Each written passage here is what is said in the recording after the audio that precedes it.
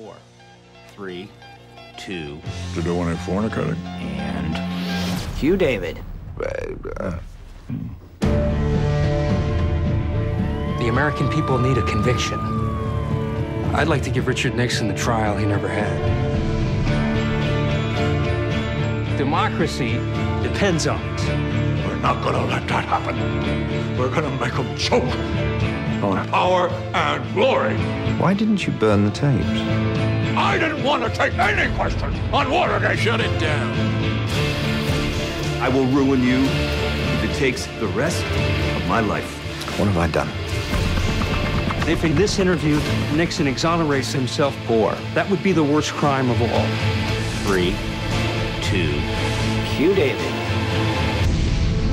Are you really saying the president can do something illegal? I'm saying that when the president does it, that means it's not illegal. I'm sorry. This is my review for Frost Nixon, released in the UK in 2009.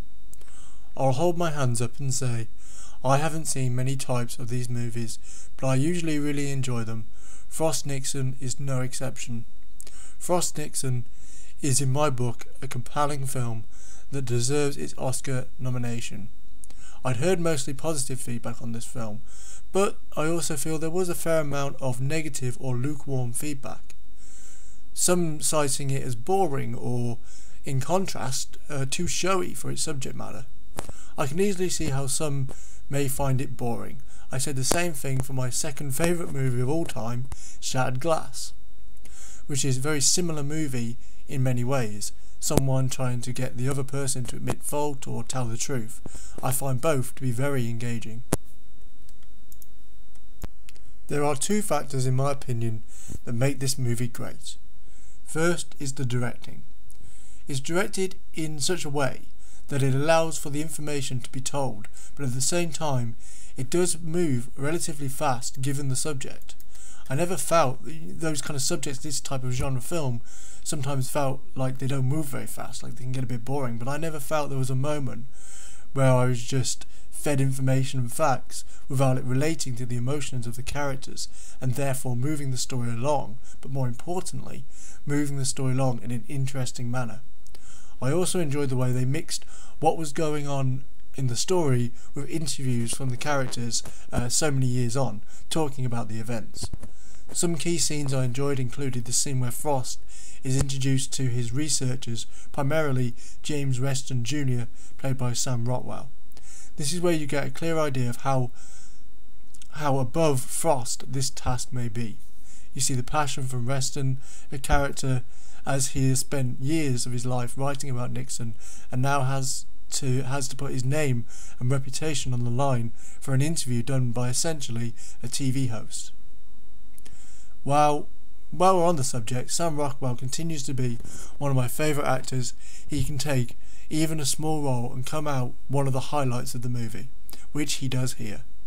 Another scene is the first meeting of Frost and Nixon at the villa, all the interview segments, and a scene where Nixon calls Frost at his hotel room to talk about cheeseburgers, among other things. The second factor that I think makes this film great is the performances. I've already mentioned the brilliant role Sam Rockwell played in the movie. His role actually reminded me that actually this may be purely due to the fact that these movies share some themes in some ways, but his performance reminded me of that of Robert Downey Jr. in Zodiac. Not the central character, but both create a memorable character. Michael Sheen does a great job in the film. One of my favourite moments of his character are when you start to see the pressure of the situation get to him, whether it's the final attempt to study up on Nixon or his desperate attempts to gather funding for the interviews. The majority of the movie he has this almost playboy style arrogance. That's why the scenes where he is shown to be under the pressure work, because it is in contrast to the front that he puts up. Frank Langella deserves his Oscar nomination for the role as Nixon without a doubt. He's able to play both the intense moments where he loses his cool and the subtle laid back moments. He plays well the aspects of his character where he is seen to give in, to be a broken man. The scene where he rings up Frost in his hotel comes to mind. The two actors have played these characters on stage for years, so you come to expect they would be very good, but they exceed that.